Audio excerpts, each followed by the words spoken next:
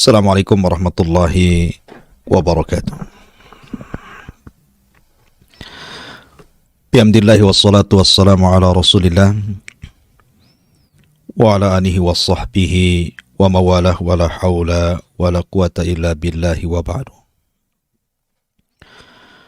Alhamdulillah, segala puja dan puji hanya milik Allah subhanahu wa ta'ala yang mempertemukan kita kembali di Kiswah TV. Tentu kita senantiasa bersyukur kepada Allah subhanahu wa ta'ala, kita masih dibangunkan oleh Allah subhanahu wa ta'ala dalam keadaan sehat walafiat, dan yang Allah bangunkan dalam kondisi sakit, semoga Allah subhanahu wa ta'ala menyembuhkan penyakitnya.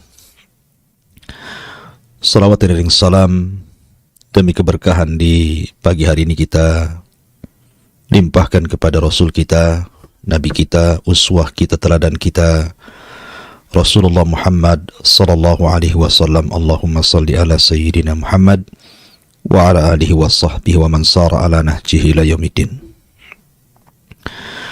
Di pagi hari ini kita akan mengkisahkan satu kisah tentang nasib pemilik kebun yang tercantum dalam suratul Qalam. Tepatnya pada ayat ke-17 sampai kepada ayat 32. Ma'asyiral muslimin yang dimuliakan Allah subhanahu wa ta'ala, sebelum saya bacakan ayatnya dan bagaimana kisahnya dan apa yang akan kita ambil pelajaran dari kisah ini, kita berikan muqaddimah dulu bahwa setiap umat ini diberikan fitnah, ujian dari Allah subhanahu wa ta'ala. Dan Nabi sallallahu alaihi wasallam bersabda, dan fitnahnya umatku, kata Nabi sallallahu alaihi wasallam, adalah harta. Karena harta itu adalah sirru tughyan, rahasia melampaui batasnya seorang hamba sehingga berani melakukan kezaliman. Sehingga Allah subhanahu wa ta'ala berfirman, kalla innal insana la yatgha an ra'ahu istaghna. Manusia itu akan mudah melampaui batas, melakukan kezaliman, baik kepada diri sendiri ataupun kepada orang lain, ketika Allah subhanahu wa ta'ala memberikan kecukupan dalam kehidupannya. Oleh karena itulah maka Nabi sallallahu alaihi wasallam bersabda, malun saleh li rajulin saleh. Harta yang baik itu kalau yang mengelolanya orang baik. Tapi harta akan menjadi bencana kalau dikelola orang jahat. Maka dalam kisah ini kita akan melihat bagaimana manusia bermuamalah dengan harta. Kisah Ashabul Jannah, nasib pemilik kebun, rahasia di balik suratul Qalam. Allah subhanahu wa ta'ala berfirman, inna balawnahum kama balawna ashabal jannati id aqsamu la yasrimunnaha musbihin wa la yastathnun fatafa 'alaiha ta'ifun min rabbika wa hum naimun. Allah subhanahu wa ta'ala berfirman, sungguh kami telah menguji mereka. Maksudnya mereka di sini orang-orang musyrik Mekah. Sebagaimana kami telah menguji pemilik kebun ketika mereka bersumpah pasti akan memetik hasilnya pada pagi hari, tetapi mereka tidak mengecualikan dengan mengucapkan insya Allah. Lalu kebun itu ditimpa bencana yang datang dari Tuhanmu ketika mereka sedang tertidur. Ma'asyiral muslimin yang dimuliakan Allah azza wa jalla, terjadi khilaf pendapat di antara para ulama di mana kisah ini terjadi. Ada yang mengatakan bahwa kisah ini terjadi di sebuah negeri di Habasyah, sebagaimana dikatakan oleh Ikrimah rahimahullahu ta'ala, hum nasun minal habasyati. Mereka adalah manusia dari negeri Habasyah. negeri Ethiopia. Ada juga yang mengatakan bahwa kejadiannya di sebuah desa namanya Darwan, 6 mil dari kota Son'a, Yaman. Di situ ada seorang yang sangat saleh, yang sangat dermawan, suka memberikan makan kepada fuqara wal masakin. Allah Subhanahu wa ta'ala memberikan nikmat kepada orang ini, orang saleh ini, berupa kebun yang sangat-sangat luas, dan hasilnya selalu menguntungkan pemiliknya. Disebabkan karena orang saleh ini ketika panen dari hasil kebunnya membagi kepada 3 bagian. Sepertiganya diinfakkan kepada fuqara wal masakin, sepertiganya untuk dirinya dan keluarganya serta anak-anaknya, dan sepertiganya lagi dikembalikan kepada kebunnya. Begitulah berkahnya harta apabila disedekahkan. Nabi SAW bersabda, "Ma naqasa min mali sadaqah, ma naqasa min mali sadaqah, bal yazdad, bal yazdad, bal yazdad." Tidak mungkin berkurang harta yang disedekahkan, bahkan akan bertambah, bertambah dan bertambah. La in syakartum la azidannakum wa la in kafartum inna adzabi lasyadid. Kalau kalian mensyukuri nikmat Allah Azza wa Jalla, Allah akan tambah nikmat kalian. Tapi kalau kufur, ingat, adab yang pedih menunggu kalian. Ma'asyiral muslimin yang dimuliakan Allah Azza wa Jalla. Ketika kemudian Allah Subhanahu wa ta'ala melimpahkan rizki karena orang saleh ini selalu bersyukur kepada Allah Azza wa Jalla dengan memuliakan manusia. Dan ingat bahwa siapapun yang memuliakan manusia, Allah muliakan. Dan siapapun yang menghinakan manusia, Allah hinakan. Orang saleh ini Allah Subhanahu wa ta'ala anugerahkan 5 putra. Dari 5 putra ini, 1 di antara mereka mewarisi sifat bapaknya. Betul-betul mewarisi sifat bapaknya. Tetapi yang 4 orang ini sama sekali tidak mewarisi sifat bapaknya. Bahkan mereka adalah bukhala, orang-orang bakhil dan orang-orang jahat. Ketika Allah Subhanahu wa ta'ala takdirkan orang saleh ini meninggal dunia, sehingga mewarisi kebun yang sangat luas, yang sangat banyak menghasilkan hasil buah-buahan sehingga mencukupkan untuk makan 1 tahun setiap panennya. Ketika ayahnya meninggal, maka tiba-tiba anak-anaknya ini melihat kebun itu betapa luasnya. Kemudian Allah Subhanahu wa ta'ala uji bahwa kebun itu memiliki buah yang jauh lebih rindang dibandingkan ketika ayahnya masih hidup. Dari sinilah kemudian timbul niat jahat anak-anak daripada orang saleh ini. Akhirnya kemudian mereka pun bersumpah untuk tidak membagi hartanya kepada manusia, kepada orang-orang fakir, kepada orang-orang miskin. Bahkan membodoh-bodohkan ayahnya dan mengatakan, "Inna abana rajulun ahmak." Bapak kami ini orang bodoh. Harusnya hasil sebanyak ini diserahkan kepada kami anak-anaknya, supaya kami anak-anaknya menjadi anak-anak yang kaya raya. Lihat bagaimana niat yang jahat yang dilakukan anak-anaknya berbeda dengan ayahnya, seorang yang saleh dan dermawan. Makanya Allah Subhanahu wa ta'ala berfirman di sini, "Inna balawnahum kama balawna ashabal jannah." Ketika orang-orang Quraisy tertimpa paceklik hebat luar biasa, sehingga sebagian mereka kelaparan karena paceklik yang berkepanjangan, maka Nabi SAW disuruh membacakan ayat ini kepada mereka. Dan Allah katakan, "Inna balawnahum kama balawna ashabal jannah." Sesungguhnya kami telah menguji mereka, orang-orang musyrik Arab itu, orang-orang musyrik Quraisy itu. Bagaimana tidak? Ketika Allah Subhanahu wa ta'ala berfirman kepada mereka, "Li'ila fi Quraisyin ila fihim rihlatash shita'i was-saif, falyabudu rabb hadzal bait alladzi at'amahum min ju'in wa amanahum min khauf." Allah berikan 2 kenikmatan hebat bagi orang-orang Quraisy ini. Pertama, keamanan, dan yang kedua, rizki yang melimpah. Tetapi karena mereka kufur kepada Allah Subhanahu wa ta'ala, Akhirnya Allah kirim paceklik hebat. Makanya Allah subhanahu wa ta'ala katakan, sesungguhnya kami telah menguji mereka orang-orang musyrik Mekah sebagaimana kami telah menguji pemilik kebun ketika mereka bersumpah pasti akan memetik hasilnya di pagi hari. Inna balawnahum kama balawna ashabal jannah idh aqsamu.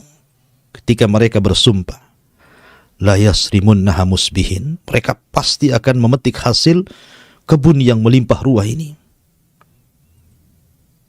Ketika ayahnya meninggal dunia, kemudian mewarisi kebun yang sangat luas sekali, yang sangat menghasilkan dengan panen yang begitu banyak, maka anak-anaknya, mereka mulai melihat harta yang begitu banyak, mereka pun mulai berniat dengan niat yang sangat tidak baik, tidak terpuji. Mereka bersumpah tidak akan memberikan hasil yang akan dipanen mereka kepada orang-orang miskin, kepada fuqara wal masakin. Bahkan mereka digambarkan dalam Al-Quran wala yastathnun. Saking semangatnya mereka hendak memetik hasilnya, kemudian bersumpah untuk tidak memberikan kepada fuqara wal masakin sebagai zakat dan sedekahnya, wala yastathnun. Mereka sama sekali tidak akan mengecualikan kepada fuqara wal masakin. Ada juga yang mentafsirkan wala yastathnun itu artinya mereka lupa mengucapkan insya Allah. Jadi ketika mereka hendak berangkat memetik hasilnya, lupa mengucapkan insya Allah karena niat jahat mereka. Apa yang terjadi? Allah subhanahu wa ta'ala firmankan, fatafa 'alaiha ta'ifum mir rabbika wa hum naimun. Lalu kebun itu ditimpa bencana yang datang dari Tuhanmu ketika mereka sedang tertidur. Subhanallah. Rata-rata azab Allah subhanahu wa ta'ala itu terkadang Allah kirim di waktu manusia sedang lalai. Afa aminu makrallah. Apakah mereka merasa aman dari makar Allah subhanahu wa ta'ala? An ya'tiyahum bayata wa hum naimun. Ketika datang kepada mereka di malam hari mereka sedang tertidur? Ataukah datang kepada mereka di waktu duha mereka sedang bermain-main? Begitulah azab Allah subhanahu wa ta'ala. Rata-rata datang ketika lalainya manusia dan umumnya di malam hari. Kita lihat di negeri kita saja. Yang baru-baru ini terjadi musibah di Flores sana. Saya mendengar cerita bahwa musibah itu datang di malam hari. Anda bisa bayangkan batu-batu besar bisa menggelundung dari bukit-bukit dan gunung-gunung sehingga meratakan satu desa. Ratusan jiwa melayang, yang lainnya belum ditemukan. Dan itu kejadian di malam hari. Ya, begitulah Allah subhanahu wa ta'ala apabila mengirim ujian berupa bencana, terkadang Allah subhanahu wa ta'ala kirim di saat manusia tidak sempat mereka bertobat kepada Allah azza wa jalla. Di saat mereka lalai, tertidur. Dari sini jangan pernah merasa aman dari makar Allah subhanahu wa ta'ala. Lihat ashabul jannah di sini. Lihat pemilik kebun ini dihancurkan oleh Allah subhanahu wa ta'ala di malam hari. Sementara mereka tidak mengetahui kalau kebunnya itu sudah tidak ada lagi. Lihat bagaimana Al-Quran menggambarkan. Allah mengatakan, فَأَصْبَحَتْ كَالصَّرِيمِ. Maka jadilah kebun itu hitam seperti malam yang gelap gulita. Di malam itu Allah subhanahu wa ta'ala kirimkan halilintar dengan percikan api sehingga membakar seluruh kebunnya. Sehingga di pagi hari mereka tidak tahu kalau kebunnya itu sudah menjadi gelap gulita, menjadi gosong karena terbakar api yang Allah kirimkan kepada kebunnya. Hilang hasilnya. Bahkan pohon-pohonnya pun ikut mati karena terbakar. Fa'asbahat kassarim. Fatanadaw musbihin. Lalu di pagi hari mereka saling memanggil. Mereka saling menemui saudara-saudara mereka. Ayo kita persiapan. Hari ini kita akan panen besar. Hari ini kita akan kaya. Hari ini kita akan memetik hasilnya. Kita akan kaya raya. Seolah-olah mereka mengatakan mereka tidak tahu kalau kebunnya sudah tidak ada lagi. Maka Allah subhanahu wa ta'ala katakan, Anighdu ala harthikum in kuntum sadikin. Pergilah pagi-pagi ke kebunmu jika kamu hendak memetik hasilnya. Fantalaku wahum yatakhafatun alla yadkhulannaha al-yawma 'alaikum miskin. Dan berangkatlah mereka pada pagi hari itu dengan niat hendak menghalangi orang-orang miskin, padahal mereka mampu untuk menolongnya. Subhanallah. Harta sebanyak itu, kalau seandainya mereka bagikan kepada fuqara wal masakin, tidak akan habis dimakan 1 tahun. Tapi karena niat yang jahat, kebakhilan yang tertanam di hati-hati mereka, mereka rakus dengan dunia, akhirnya mereka pun berniat untuk tidak menolong para fuqara wal masakin, tidak sebagaimana ayah mereka semasa hidupnya, seorang yang saleh, yang selalu membagi 1/3 hartanya untuk fuqara wal masakin, sehingga Allah jaga kebunnya, Allah jaga hasilnya. Ingat sebuah riwayat, ketika ada seorang laki-laki di zaman Bani Israel atau di zaman yang lainnya, sebutkan dalam Sahih Bukhari, seorang laki-laki ini berjalan di kebun. Tiba-tiba melihat ke langit ada awan hitam yang sedang berjalan. Subhanallah, di balik awan itu ada suara. Asqi hadiqata fulan. Hujani kebunnya si fulan ibn fulan. Laki-laki yang berjalan di ladang ini kaget. Kenapa ada suara di balik awan hitam? Penasaranlah dia. Diikuti awan itu. Kemana perginya rupanya awan itu sampai terdiam di sebuah ladang yang entah berantas siapa pemiliknya. Tiba-tiba kemudian turun hujan dari awan hitam itu. Anehnya hujan ini hanya menghujani ladang sepetak itu saja, sementara kiri kanannya tidak dihujani. Penasaranlah anak muda ini, menunggu siapa pemiliknya. Sampai akhirnya datanglah pemiliknya. Kemudian ditanya, wahai fulan, nama kamu siapa? Maka pemilik kebun ini mengatakan, fulan ibn fulan. Terperanjatlah anak muda ini karena nama itu adalah nama yang disebut-sebut di balik awan itu. Persis seperti nama yang disebut-sebut di balik awan itu. Akhirnya dia pun penasaran bertanya, Mada tasna ya fulan? Apa yang kau lakukan dengan kebunmu ini, wahai fulan? Kenapa dari tadi aku melihat ada awan hitam, kemudian aku ikuti, tiba-tiba kemudian menghujani ladangmu saja, sementara ladang orang lain tidak? Maka orang ini mengatakan, aku tidak tahu. Aku hanya mengamalkan kalau seandainya ladangku panen, aku hanya membagi 3 ladang ini. Hasilnya aku berikan kepada 1/3-nya kepada fuqara wal masakin, 1/3-nya untuk diriku dan keluargaku, dan 1/3-nya untuk modal untuk dikembalikan ke ladang. Lihat bagaimana Allah subhanahu wa ta'ala menggambarkan orang-orang yang bersedekah. Allah jadikan ladangnya berkah.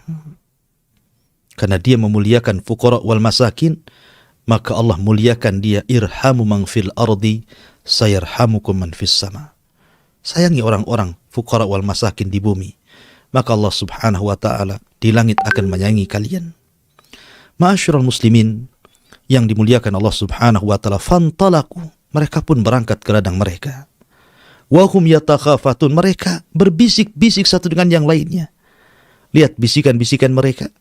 Alla yadkhulannahal yawma 'alaikum miskin. Pada hari ini jangan sampai ada orang miskin masuk ke kebun kamu. Kita jaga kebun ini. Jangan ada fuqara wal masakin masuk lagi. Padahal para fuqara wal masakin semasa bapaknya hidup, mereka menanti-nanti kapan ladang itu berbuah, kapan ladang itu berbuah. Apabila sudah berbuah, mereka senang, gembira, karena mereka mendapatkan bagian dari ladang itu. Sehingga Allah subhanahu wa ta'ala jaga ladang itu dengan keberkahan. Ketika ayah mereka sudah meninggal, apa yang terjadi? Orang-orang miskin itu hanya melihat dari jauh. Mereka tidak mendapatkan apapun dari hasil ladang itu. Subhanallah, bakhilnya mereka. Akhirnya apa yang terjadi? Allah subhanahu wa ta'ala mengatakan, wa ghadaw ala hardin qadirin falamma ra'awha qalu inna ladhallun. Maka ketika mereka melihat kebun itu, mereka berkata, sungguh kita ini benar-benar tersesat jalan. Jadi ketika mereka melihat kebun itu, mereka tidak yakin bahwa itu kebun mereka. Karena kebun mereka itu siap panen. Pohon-pohon yang sangat hijau dengan buah-buahan yang ranum siap petik. Tiba-tiba kebun mereka menjadi gosong, hitam, seolah-olah habis terbakar di malam hari. Tidak ada satupun tumbuhan yang hidup. Tidak ada satupun buah yang bisa dipetik. Semua hancur berantakan. Karena Allah subhanahu wa ta'ala mengadab di malam hari. Sehingga mereka mengatakan, jangan-jangan ini bukan kebun kami. Jangan-jangan kami nyasar jalan. Jangan-jangan kebun kami di sana di sini. Tapi setelah mereka berusaha untuk mengecek ke sana kemari, memang itu kebunnya. Allah subhanahu wa ta'ala hendak menguji mereka. Subhanallah. Lihat bagaimana niat buruk ini menjadikan rahasia datangnya adab Allah subhanahu wa ta'ala. Padahal baru niat. Belum mereka lakukan. Tapi bagaimanapun niat yang jahat, Allah akan membalas dengan kejahatannya. Al-jaza min jinsil amal. Oh, balasan itu sesuai dengan amalannya. Kemudian Allah subhanahu wa ta'ala mengatakan, bal nahnu mahrumun. Bal nahnu mahrumun. Mereka mengatakan, bahkan kita tidak mungkin memperoleh apapun di kebun ini. Kita diharamkan untuk mengambilnya. Allah subhanahu wa ta'ala tampakkan azabnya kepada mereka. Kemudian Allah subhanahu wa ta'ala berfirman, qala awsatuhum, alam akul lakum laula tusabbihun. Maka di antara 5 anak orang saleh ini, satu di antara mereka mewarisi sifat ayahnya. Dia baik. Dia selalu menasihati saudara-saudaranya untuk berinfak dan bersedekah. Sehingga ketika melihat kejadian seperti ini, berkatalah awsatuhum, orang yang berakal di antara mereka, orang yang bijak di antara mereka, bukankah aku telah mengatakan kepada kalian, mengapa kamu tidak bertasbih kepada Tuhanmu? Abdullah ibn Abbas radhiyallahu anhu memberikan catatan. Maksud tasbih di sini seolah-olah dia mengatakan, bukankah sudah kukatakan sebelum kita berangkat ke ladang kita salat dulu? Arti tasbih di sini artinya salat, mendekatkan diri kepada Allah subhanahu wa ta'ala. Ya, karena salat itu sendiri dalam Al-Quran Allah katakan, innas salata tanha anil fahsya'i wal munkar. Salat itu bisa mencegah perbuatan keji dan mungkar. Artinya kalau seandainya mereka salat dulu, boleh jadi niat jahat itu bisa hilang. Tapi karena mereka tidak mendekatkan diri kepada Allah, hawa nafsu sudah menguasai mereka, mereka lupa diri. Seolah-olah mereka akan beruntung, tapi rupanya mereka malah buntung, tidak mendapatkan apapun. Ada juga yang mengatakan bahwa yang dimaksud tasbih di sini mengucapkan kalimat insyaallah, wala yastathnun. Mereka lupa mengucapkan insyaallah. Ingat bahwa kalimat insyaallah ini kalimat berkah. Siapapun yang mengucapkannya wufik, akan diberikan taufik. Jangankan kita, para nabi dan rasul, ketika mereka lupa mengucapkan insyaallah, apa yang terjadi? Allah uji mereka. Sekelas Nabi Musa alaihi salatu wassalam, kurang apa Nabi Musa itu? Seorang nabi, seorang rasul, ulul azmi. Bahkan dia nabi pilihan dari nabi-nabi Bani Israel. Kalimullah. Dan dia juga salah satu nabi yang ditemui Rasul dalam peristiwa Mi'raj. Ketika dia sedang berkhutbah, datang seorang laki-laki mengatakan, ya Musa, adakah orang yang lebih alim dari dirimu? Musa nampak sifat kemanusiaannya dan mengatakan tidak ada. Lupa dia mengucapkan insyaallah. Harusnya dia mengatakan insyaallah tidak ada. Sebenarnya kalimat Nabi Allah Musa ini tidak salah. Karena memang di zaman itu tidak ada orang yang lebih alim melebihi Nabi Musa alaihi salatu wassalam. Hatta Harun sekalipun, saudaranya. Tetapi ketika Allah subhanahu wa ta'ala melihat Nabi Musa tidak menggantungkan kepada masyiahnya, kehendaknya, maka Allah pun kemudian menguji Musa dan mengatakan ada orang yang memiliki pengetahuan yang engkau tidak punya. Akhirnya Allah subhanahu wa ta'ala menguji Musa untuk mencari orang itu tanpa alamat yang jelas. Alamatnya hanya temui orang itu di pertemuan 2 lautan. Dan cirinya ketika ikan asin yang kau bawa itu hidup kemudian loncat di sungai, maka ikutilah aliran air, aliran ikan itu, kau akan berjumpa dengan orang yang jauh lebih alim dibandingkan dirimu. Maksudnya Khadir alaihi salam. Lihat bagaimana Musa diuji oleh Allah Azza wa Jalla. Bahkan bukan Musa saja, Nabi kita Muhammad sallallahu alaihi wasallam ketika orang-orang musyrik ada bahan dari orang-orang Yahudi Madinah dengan 3 soalan yang ditanyakan kepada Nabi SAW. Kata orang Yahudi, tanyakan kepada yang mengaku Nabi di daerahmu di Mekah itu dengan 3 soalan. Kalau dia sanggup menjawab, memang dia seorang Nabi. Tapi kalau tidak sanggup menjawab, dustakan kenabiannya. Pertama, tanyakan kepada dia soal ruh. Yang kedua, tanyakan kepada dia soal makanan yang pertama dimakan penduduk surga. Dan tanyakan pula kepadanya seorang laki-laki yang keliling dunia yang hanya mendakwahkan kepada Allah Subhanahu wa Ta'ala. Dalam riwayat, tanyakan pula anak-anak muda yang terjerembab dalam gua. Berangkatlah orang musyrik dengan bahan dari orang Yahudi ini, hendak mengolok-olok Nabi SAW. Dan mereka mengatakan, ya Muhammad, kalau engkau seorang Nabi, kami memiliki 3 soalan. Kalau kau bisa menjawab, kami beriman. Tapi kalau kau tidak bisa menjawab, maka kami dustakan kenabianmu. Mendengar mereka berjanji akan beriman, tentu Rasul senang. Akhirnya Nabi SAW mengatakan, Ghadan, besok jawabannya akan ada. Rasul lupa mengucapkan insya Allah. Apa yang terjadi? Ketika keesokan hari, Jibril tidak turun memberikan jawabannya. Hari kedua, hari ketiga, hari keempat, sampai 15 hari, Jibril pun tidak kunjung. Sesaklah hati Nabi SAW karena orang-orang sudah mulai kerusuk membicarakan soal kedustaan Nabi SAW. Sampai ketika sempit dadanya, barulah Jibril turun memberikan jawabannya. Lihat, makanya pentingnya mengucapkan insya Allah.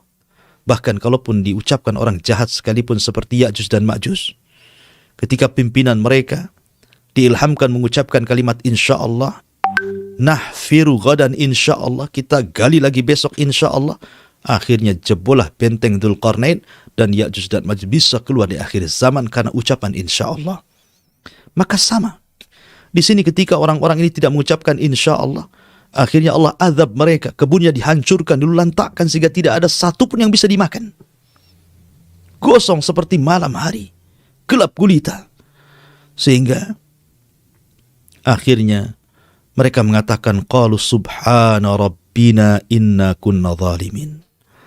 Subhana rabbina inna kunna zalimin. Mereka mengatakan, maha suci Tuhan kami, sungguh kami adalah orang-orang yang zalim. Terkadang orang sadar itu kalau sudah diberikan musibah. Betapa banyak orang-orang yang kemudian sadar di penjara. Betapa banyak orang itu ketika sehatnya dia kufur, ketika dia sakit dia baru sadar. Betapa banyak orang ketika kaya dia zalim, ketika dia miskin dia baru sadar. Lihat, orang ini baru sadar. Apakah seperti itu? Setiap ditimpa musibah baru sadar? Sebaiknya jangan seperti itu. Bagaimanapun, musibah ini tidak tahu. Jangan-jangan musibah ini kemudian menimpa kepada kita, mengalami kematian bagi kita, tanpa sempat kita bertobat kepada Allah Azza wa Jalla. Ya, kalau seandainya tidak sempat musibah yang mematikan, kalau sampai mematikan, sementara kita tidak bertobat kepada Allah, apa yang Anda lakukan di hadapan Allah Subhanahu wa Ta'ala? Tapi lihat di sini, Allah gambarkan terkadang Allah itu memberikan musibah untuk menyadarkan manusia. Barulah mereka sadar dan mengatakan, qalu subhana rabbina inna kunna zalimin fa aqbala ba'duhum ala ba'din yatalawamun. Mulailah mereka saling menyalahkan satu dengan yang lainnya. Itu gara-gara kamu. Yang satu mengatakan gara-gara kamu. Yang satu mengatakan kamu. Ya, akhirnya satu dengan yang saling menyalahkan. Kamu yang punya ide, kamu yang punya pendapat. Gara-gara kamu seperti ini dan seperti itu. Menyalahkan satu dengan yang lainnya. Qalu ya wailana inna kunna taghin. Mereka berkata, celaka kita. Sesungguhnya kita adalah orang-orang yang melampaui batas. Ya, karena harta itu sirru tughyan. Harta itu rahasia orang melampaui batas. Makanya kenapa ada sebuah riwayat walaupun dilemahkan oleh para ulama, tapi maknanya sahih, riwayat Al-Baghawi.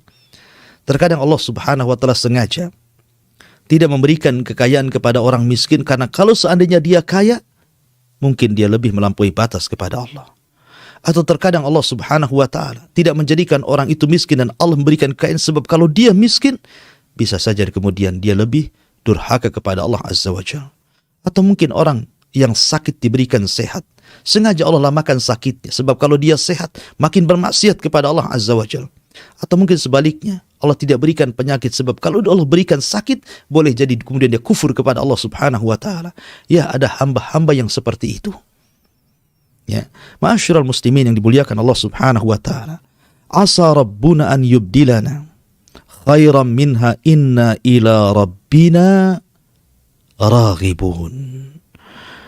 Mudah-mudahan Tuhan memberikan ganti kepada kita dengan kebun yang lebih baik daripada yang ini. Sungguh kita mengharapkan ampunan dari Tuhan kita. Ya, harusnya seperti itu. Orang yang berbuat dosa harus minta ampun kepada Allah Azza wa Jalla, istighfar. Karena Allah yang mengatakan faqultu astaghfiru rabbakum innahu kana ghaffara yursilis sama 'alaikum midrara wa yumdidkum bi amwalin wa banin wa ja'alnakum jannatin wa ja'alnakum anhara. Allah mengatakan dalam Al-Quran, bukankah sudah kukatakan beristighfarlah kepada Allah, karena dia zat yang maha pengampun lagi maha pengasih.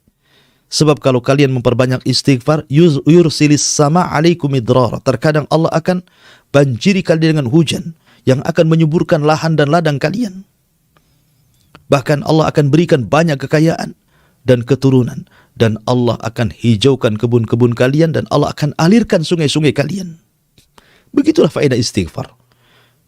Makanya kenapa istighfar ini adalah sirrul barakah. Orang yang banyak istighfar, rahasia hidupnya diberkahi Allah Subhanahu wa taala. Kemudian Allah Subhanahu wa taala katakan kadzalikal adzab wala adzabul akhirati akbar law kanu ya'lamun. Allah mengatakan seperti itulah adab Allah di dunia, dan sungguh adab akhirat lebih besar sekiranya mereka mengetahui. Subhanallah. Kalau seandainya Allah Subhanahu wa taala tidak mengadab manusia, menyegerakan di dunia, dan Allah gabungkan adab di akhirat, semuanya tidak akan ada yang selamat, bahkan tidak ada orang yang masuk surga. Tapi terkadang Allah Subhanahu wa taala dengan keadilannya terkadang menyegerakan adab di dunia sebagai kafarah dosa-dosanya. Begitulah Allah Subhanahu wa taala menjanjikan kepada hamba-hambanya, tapi ada dua dosa yang adabnya lipat, di dunia juga diberikan, di akhirat juga menunggunya. Nabi SAW mengatakan, ma min dzambin ajjalallahu ukubatahu fid dunya qabla al-akhirah al-baghyu wa qati'atur rahim. Kata Nabi SAW, ada satu dosa yang Allah segerakan adabnya di dunia, sementara di akhirat adabnya juga menunggu. Pertama, al-baghyu, melampaui batas, kezaliman, durhaka kepada manusia, tidak punya rahmat kepada manusia, berbuat zalim kepada manusia, dan juga pemutus silaturahim. Maka azabnya lipat, di dunia disegerakan, di akhirat menunggunya, na'udzubillah. Maka orang-orang ini ashabul jannah ini zalim. Mereka tidak meneruskan budaya ayahnya, mereka menahan zakat. Sementara Nabi SAW mengatakan, seandainya manusia itu muni'u zakata amwalihim illa ukhidhu bis sinin, ketika mereka mencegah zakat-zakat harta mereka, maka mereka akan diazab dengan paceklik yang hebat, kata Nabi SAW. Ma'asyiral muslimin yang dimuliakan Allah Subhanahu wa taala. Beginilah kisah ashabul jannah. Kisah yang mengerikan. 3 anak orang saleh menjadi ibrah bagi dunia, bagi Anda pemilik harta. Apakah menunggu Allah Subhanahu wa taala akan mengirim azab kepada kalian, ataukah Anda menjadikan harta Anda berkah dengan cara memperbanyak zakat dan sedekah? Ma'asyiral muslimin yang dimuliakan Allah Azza wa Jalla, ada faedah dari kisah ini. Yang pertama, tentang bahayanya niat jahat. Jangan pernah memiliki niat jahat, karena niat jahat itu adalah rahasia turunnya azab Allah Subhanahu wa taala. Lihat kisah ini. Ketika 5 orang ini, atau 4 orang yang satunya orang yang berakal ini, niat jahat untuk tidak memberikan sebagian harta mereka kepada fuqara wal masakin, padahal sudah budaya bapak-bapak mereka seperti itu. Niat jahat mereka, al jaza'u min jinsil amal, bahwa balasan itu disesuaikan dengan pekerjaannya. Ketika ada niat jahat, Allah balas dengan kejahatan. Yang kedua, terkadang Allah Subhanahu wa taala membiarkan manusia dalam kondisi seperti itu. Mungkin dia kaya, kalau difakirkan dia makin kufur. Mungkin dia fakir, kalau dikayakan dia kufur. Mungkin dia sakit, kalau disehatkan dia kufur. Mungkin dia sehat, kalau disakitkan dia kufur. Ya, terkadang manusia seperti itu. Ada orang-orang tertentu yang Allah subhanahu wa ta'ala biarkan dia kaya, biarkan dia miskin, biarkan dia sakit, biarkan dia sehat. Sebab kalau seandainya Allah berikan nikmat lebih, mereka akan kufur. Yang ketiga, bahwa siapapun yang bersedekah, ingat, Al-Quran sudah mengatakan bahwa sedekah itu akan berkah dan bertambah. Nabi SAW yang mengatakan, bal yazdad, bal yazdad, bal yazdad, bahkan akan bertambah dan bertambah dan bertambah. Jangan seperti paradigma sekuler, yang kalau seandainya kita infak 1 juta, hilang 1 juta dalam dompet. Tapi gunakan paradigma Al-Quran yang kalau Anda sedekah 1 juta akan dilipat gandakan 700 kali lipat. Dan yakinlah janji Allah subhanahu wa ta'ala, innallaha ghaniyun hamid. Allah itu zat yang paling kaya. Kalaupun satu dunia ini meminta kepada Allah, kemudian Allah subhanahu wa ta'ala berikan setiap permintaannya, itu hanya seperti setetes yang ada di ujung jarum yang dicelupkan di tengah lautan. Kekayaan Allah itu selaut, sementara yang diberikan kepada seluruh manusia hanya setetes dalam ujung jarum saja. Karena Allah itu kaya raya. Ya, maka yakin dengan janji Allah subhanahu wa ta'ala. Kemudian yang keempat, bahwa balasan itu sesuai dengan amalannya. Barang siapa yang menuai kebaikan, barang siapa yang menanam kebaikan, maka dia akan menuai kebaikan. Barang siapa yang menanam keburukan, maka dia akan menuai keburukan. Wa man ya'mal mithqala dzarratin khairan yarah, wa man ya'mal mithqala dzarratin syarran yarah. Siapapun yang beramal kebaikan walaupun sebiji zarah, tetap ada balasannya. Siapapun yang beramal keburukan walaupun sebiji zarah, tetap ada balasannya. Oleh karena itulah maka rajin-rajinlah berbuat kebaikan supaya Anda akan menuai kebaikan. Dan ingat, sudah banyak kejadian-kejadian di masyarakat. Orang-orang yang sukses karena mereka rajin bersedekah. Dan orang-orang yang gulung tikar karena mereka bakhil, tidak mau bersedekah. Lihat dalam Al-Quran. Lihat kisah Qarun dan Sulaiman. Qarun dulunya orang ahli ibadah. Seorang tarannum Taurat terbaik, bahkan suaranya indah, dicintai manusia. Tapi ketika diuji oleh Allah subhanahu wa ta'ala dengan kekayaan yang melimpah, kufurlah dia. Dan dia mengatakan kepada hartanya, innama utitu min ilmin indi. Harta ini aku punya karena kemampuanku, aku bisa kaya, bukan karena Allah azza wa jal. Akhirnya Allah katakan, wa khasafna bihi wa bidarihil arda. Kami tenggelamkan Qarun dan seluruh hartanya ke dalam bumi. Tapi lihat Sulaiman, Allah berikan kekayaan dan Allah kekalkan kekayaannya karena dia mengucapkan, hadza min fadli rabbi. Ini semua karunia Allah yang Allah berikan kepadaku. Allah sengaja mengujiku untuk aku kufur ataukah aku syukur. Dan Sulaiman hamba Allah yang bersyukur sehingga Allah tetapkan kekayaannya, kekuasaannya. Karena itu berkah daripada syukurnya Sulaiman atas harta yang Allah anugerahkan kepada dia. La in syakartum la azidannakum wa la in kafartum inna adzabi lasyadid. Kemudian yang terakhir, lihat kisah Ashabul Jannah ini. Bagaimana Allah subhanahu wa ta'ala mengadab ketika mereka sedang tidur, lalai. Maka dari sini jangan pernah merasa aman dari makar Allah. Karena orang yang merasa aman dari makar Allah itu hanya orang-orang zalim. Maka berlindunglah kepada Allah azza wa jalla. Minta perlindungan kepada Allah. Agar harta kita diberkahi, anak-anak kita diberkahi, keluarga kita diberkahi dengan cara apa? Syukuri semuanya. Kalau itu berkaitan dengan harta, belanjakan di jalan Allah. Sedekahkan sebagian harta kita kepada fuqara wal masakin. Sedekahkan harta kita untuk pembangunan masjid, pembangunan sekolah, pembangunan pesantren, yayasan dakwah, radio dan begitu seterusnya yang kemudian mengacu pada dakwah ilallah azza wa jalla. Karena itu rahasia keberkahan dari harta kita. Wallahu a'lam bishawab. Ini di antara kisah Ashabul Jannah, rahasia di balik suratul Qalam. Mudah-mudahan ada manfaatnya. Kita kembalikan ke moderator, barangkali ada yang mau bertanya. Falyatafadhal mashkur. Nah, jazakumullah khairan Ustaz atas penyampaian materi di pagi hari ini. Dan kita masuk di sesi tanya jawab, dan kita akan bacakan pertanyaan yang telah masuk di WhatsApp Kiswah TV. Assalamualaikum warahmatullahi wabarakatuh, Ustaz. Waalaikumsalam.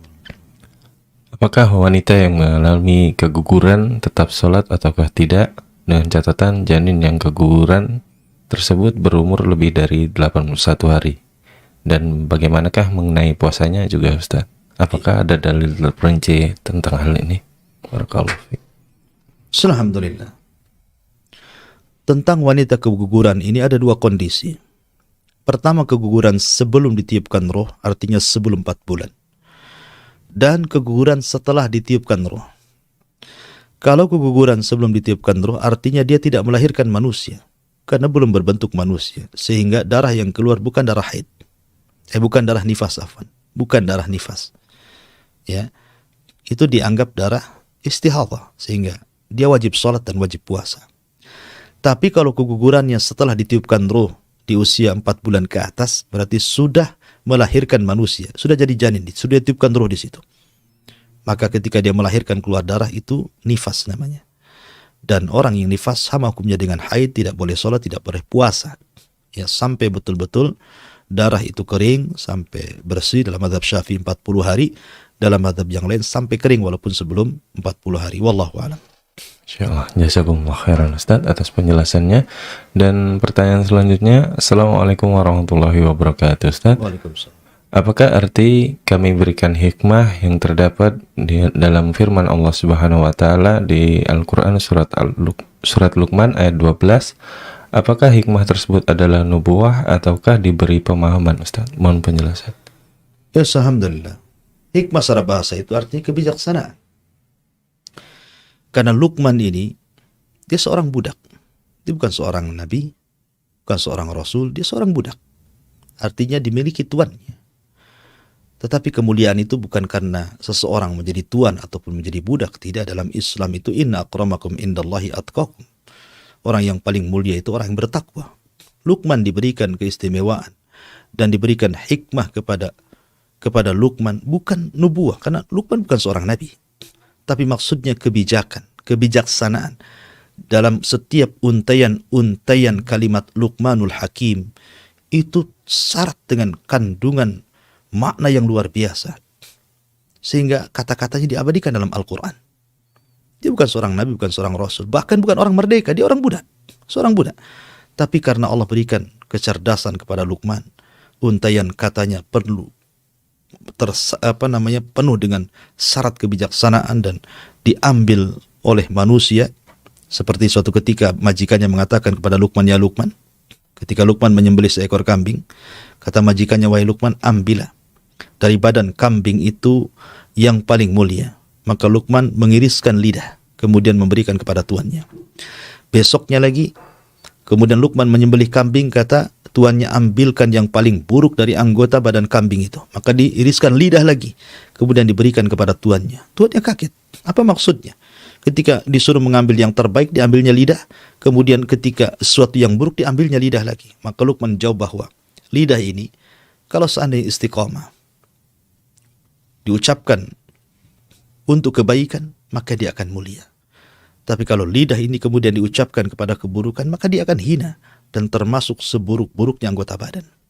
Begitulah Luqman. Makanya kemudian kata-kata Luqman diabadikan dalam Al-Quran. Bahkan Allah jadikan nama surat dalam Al-Quran suratul Luqman. Jadi hikmah di sini artinya kebijaksanaan. Untayan-untayan kata yang syarat penuh dengan kebijakan, kebijaksanaan, keadilan, menenteramkan manusia. Sehingga kemudian Luqman itu seolah-olah seorang nabi, padahal dia bukan nabi. Tapi Allah berikan kecerdasan kepada Luqman dan kata-kata untayan yang indah sehingga diabadikan dalam Al-Quran. Wallahu a'lam. Jazakumullah khairan Ustaz atas penjelasannya. Dan satu pertanyaan terakhir Ustaz. Assalamualaikum warahmatullahi wabarakatuh. Waalaikumsalam. Kapankah waktu yang tepat ketika kita hendak membayar fidyah Ustaz? Apakah ada batasan mengenai pembayaran fidyah tersebut? Mohon penjelasannya. Iya, alhamdulillah. Fidyah itu tidak ada batasan waktu.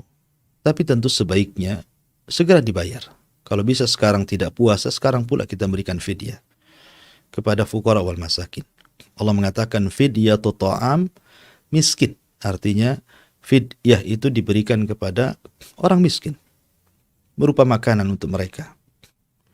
Dan kalau seandainya tidak sempat di bulan Ramadan, Anda bisa di bulan Syawal atau di bulan-bulan yang lainnya. Tapi semakin cepat Anda membayar itu semakin baik, karena supaya kita tidak terbebani.